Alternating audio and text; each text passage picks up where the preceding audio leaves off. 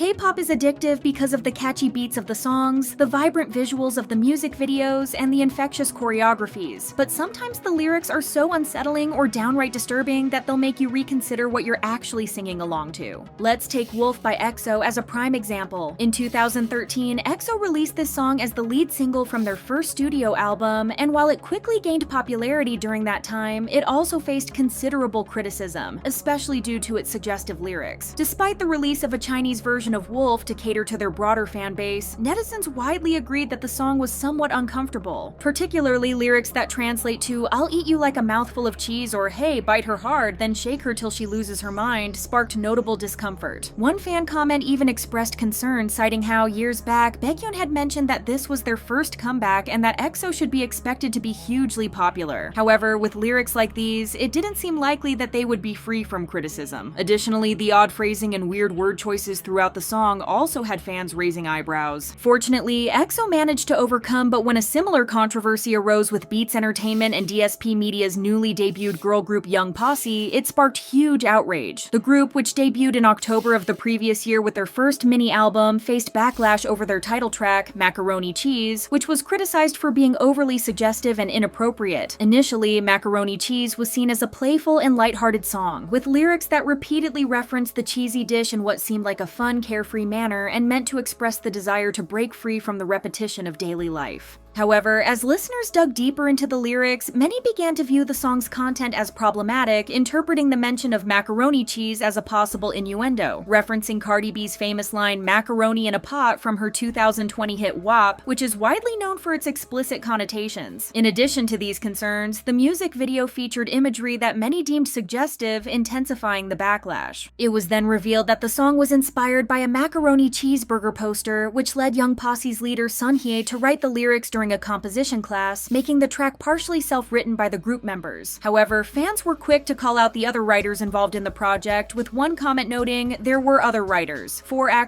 adults. Adults that could have said no could have stopped this song from being released. Given the members' young ages, ranging from 2004 to 2009, it's no wonder that so many people found the lyrics of the song particularly problematic. It might seem hard to believe that even top K-pop groups face issues with their lyrics, but let us tell you otherwise. Despite BTS being one of the most influential boy groups of all time, they too encountered their share of controversy, even at the peak of their success. We're talking about their 2014 track War of Hormone. The song marked a shift in their image, signaling that they had moved beyond innocent crushes to embracing their hormonal teenage years. In the music video, BTS sings about vying for the attention of a beautiful girl. However, if War of Hormone made a huge impact, just like all their other hits, it also attracted criticism for its misogynistic lyrics. Some fans defended the group, arguing that the song was simply about men expressing how they feel about women, portraying male hormones and the dynamics of attraction between men and women. However, the line "girls are equations and us guys just do them" drew significant backlash, particularly from female netizens who felt it objectified and demeaned women. This led to widespread criticism and calls for accountability. In response to the backlash, Big Hit Entertainment issued a formal apology acknowledging their mistake. However, Korean feminists were not only upset by this particular song, but also by an alleged recurring pattern of inappropriate lyrics in BTS's music. The controversy was eventually addressed years later by BTS's leader Namjoon in 2023 when the group's biography Beyond the Story 10-Year Record of BTS was published. Namjoon openly admitted that the lyrics were problematic and expressed regret over them. He also shared that he consulted a women's studies professor to gain further insight. Furthermore, he has been seen reading feminist literature and expressed a genuine interest in learning more about these issues. Namjoon acknowledged that the controversy, while painful at the time, ultimately contributed positively to the group's growth and understanding of the topic, helping them improve both personally and as artists. Recently, another controversy brewed around minors performing songs with mature themes. As you may know, many of the new 4th and 5th generation K-pop groups feature more minors than adults, and one such group is YG Entertainment's highly anticipated girl group BABYMONSTER. The specific controversy began with the release of their track Like That. Before the group even had their re-debut, it was revealed that Charlie Puth had gifted the song to the members after Ayeon's cover of his song Dangerously went viral. So before it became a BABYMONSTER song, Like That was an unreleased track by Charlie. However, the song was reworked into a piece for the new group once YG Entertainment acquired it. But when the members performed the song on music shows, with the English lyrics on full display, fans quickly noticed something wasn't quite right. Some of the lines in the pre-chorus and chorus were a little too suggestive, to say the least. Lyrics like, "If I come close, baby, would you like that? If I give some, would you give it right back? If I show you that I know where it's at, baby, would you like that?" made the internet buzz with concern, as most of the members were still under 18. Naturally, the backlash was fierce. Critics called out YG for allowing such provocative lyrics to be performed by teens barely out of school, but not everyone was on board with the criticism. Some even argued that Charlie Puth has a history of producing similar music, so it's not surprising that he would write songs that reflect his feelings or experiences, which could include explicit topics. A commenter wrote, "Songwriters normally work on what they feel whether you are a minor or grown." Fans also claimed that the group had already been ridiculed for their too childish lyrics in earlier songs, and now they were also being judged for something more mature. Others defended the track, saying it was all about interpretation and that, at the end of the day, the song was simply about relationships, nothing more, nothing less. Age has always been a hot issue in K-pop, and the controversy surrounding young idols is no exception, especially when explicit lyrics are involved. Another group that faced backlash for this was NewJeans, particularly for their 2022 song Cookie. When HYBE's sub-label Adore introduced NewJeans, with several members still minors, concerns about their safety and well-being were immediately raised. Initially, the group received praise for their age-appropriate concept. However, netizens soon flagged certain aspects of their debut as problematic, particularly the outfits in their music video and social media photos. Additionally, worries about the management of underage idols by CEO Min Hee-jin, who had a history of mistreatment, also came to light. Released on the 1st of August 2022, Cookie seemed innocent at first, but some lyrics written by two native English speakers raised eyebrows. Lines like, "Looking at my cookie, the scent alone will make you see. You can't stop at one bite with me," were criticized by many, as cookie is a common innuendo in English that refers to the female private part. The metaphor, combined with the styling, which some compared to secretary uniforms, led to even more criticism. Fans were disturbed by how this passed approval, especially for such young idols. A Reddit user noted, "So they were okay with kids singing these lyrics? Wow." While international netizens expressed outrage, some Koreans were confused by the backlash, interpreting the lyrics as innocent and playful. The controversy then deepened when Adore released a statement claiming no such intentions, and NewJeans members themselves explained in a TikTok that the song was meant as a fan tribute, not a suggestive reference. Years later, amid the Adore and HYBE conflict, Cookie was flagged as problematic once again. Reports surfaced through the app Blind claiming that HYBE's internal risk department strongly opposed the song, but it was approved anyway. This led fans who previously defended the song to question the approval process that allowed its release. KOOKIELIT's latest track Tic Tac also raised concerns over its suggestive undertones. In October 2024, the group released their second mini-album, I'll Like You. However, as seen from their previous release, their B-sides have always been the star of their albums.